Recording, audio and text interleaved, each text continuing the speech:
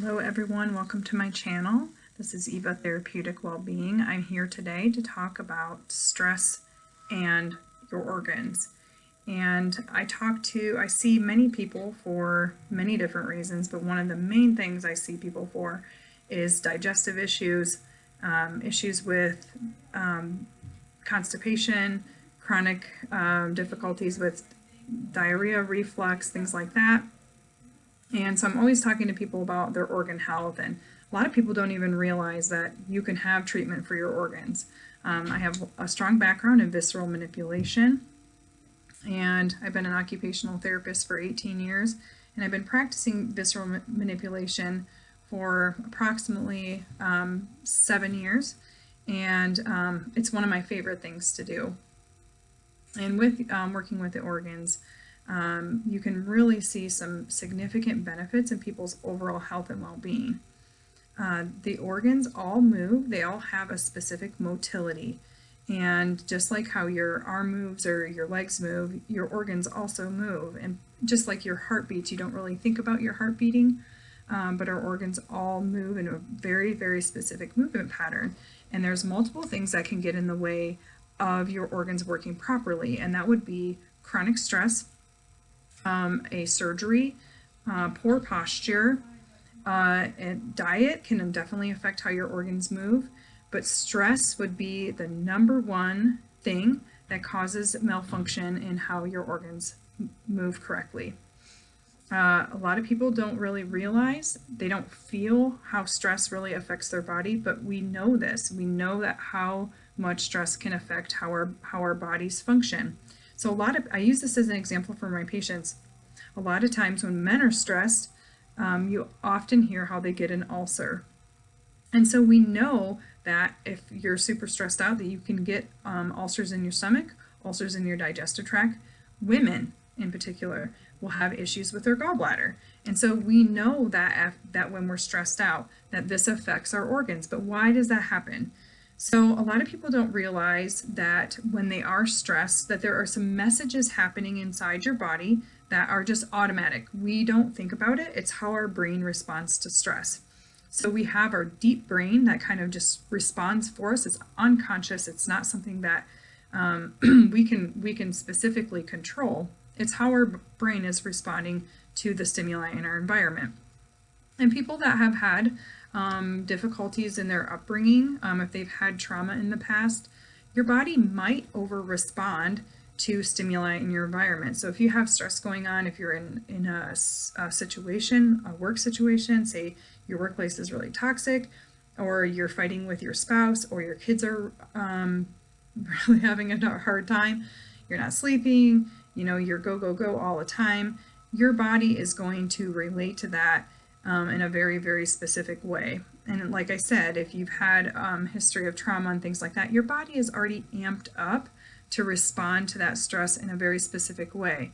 I call it a threshold. So if you have a threshold where you are constantly being stressed all the time, your threshold's really really high. So any sort of stress is going to kind of push you over the edge. And so I work with people with very specific strategies to lower the threshold so that your body can respond more specifically to the stress that you're undergoing. So what exactly happens to your organs when you're stressed out? So our deep brain has a stimulus, the stress. This reaction in our brain is from the sympathetic nervous system. The sympathetic nervous system is your fight or flight nervous system. So we have two basic parts of our nervous system, the fight or flight and the rest and digest. So obviously the rest and digest needs to be working correctly in order for our body to have good sleep habits, good restful states, and good digestion, or our body to move food through our digestive tract appropriately. When your fight or flight part of your nervous system is over responding, what physiologically happens in your body is your brain sends out a message to divert blood away from your digestive organs and into your muscles and to your heart and lungs. And that is so that if there is a threat in the environment, your body can respond quickly, run away, do what it needs to. Obviously, you're not going to be, running away from, say, a battle, but that's not what your brain thinks. Your brain is just perceiving the stimulus as being stressful, and that is how biologically we are driven. So what happens is that blood diverts away from your digestive organs into the muscles, and your body then responds by slowing everything in your digestive tract down. So the organs need to move in order to digest properly. The stomach has a very specific movement pattern. It moves food through very specifically. The liver needs to work very specifically to filtrate blood, to filter toxins, and to bring appropriate blood flow to your digestive tract, as well as your female organs. The liver supplies a lot of blood flow to the lower extremities and the digestive tract.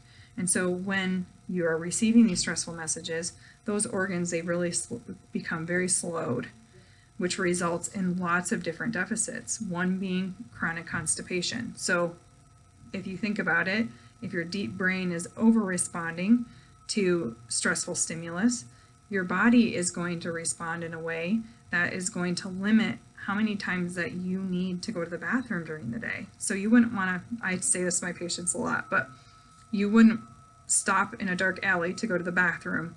So our bodies know that, and so everything kind of has a tendency to tighten. So we have different sphincters inside of our digestive tract, and those sphincters will tighten and hold closed when we're stressed, and that's to keep our bodies safe so we can get from point A to point B in a stressful situation. Now, some people sometimes have the opposite reaction. They can become chronically constipated, or they can have like a dump response.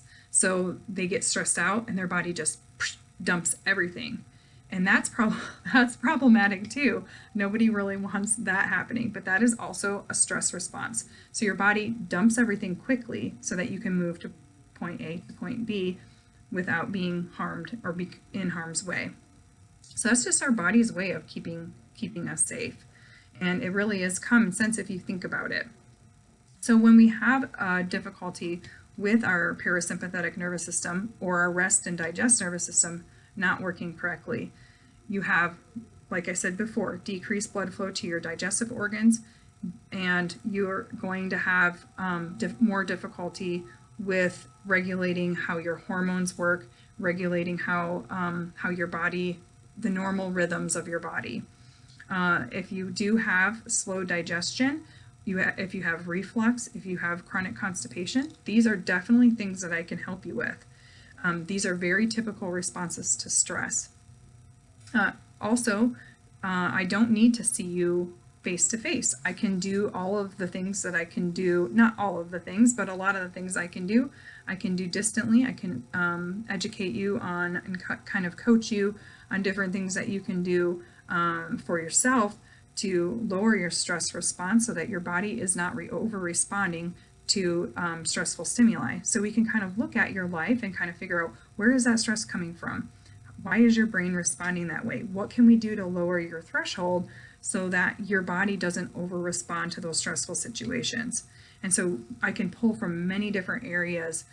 We can do Reiki, we can do yoga techniques, I can teach you breathing techniques. There's a whole gamut of things I can pull from to help lower that threshold and help calm your nervous system.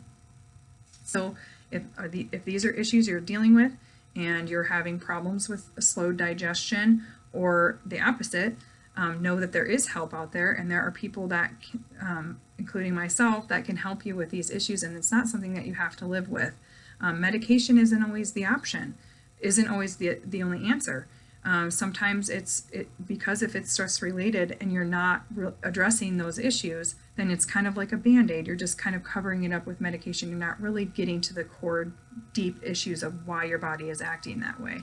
And that is my focus. I get to the core deep root issue of why your body is having the response that it is. So if you're interested in talking to me further about this, you can drop a comment below, or you can contact me. I have my website and my Facebook page, and I'd love to talk to you further about these issues if this is something that resonates with you and you would like to talk to me further. I'd be happy to do so. Thank you for joining me today.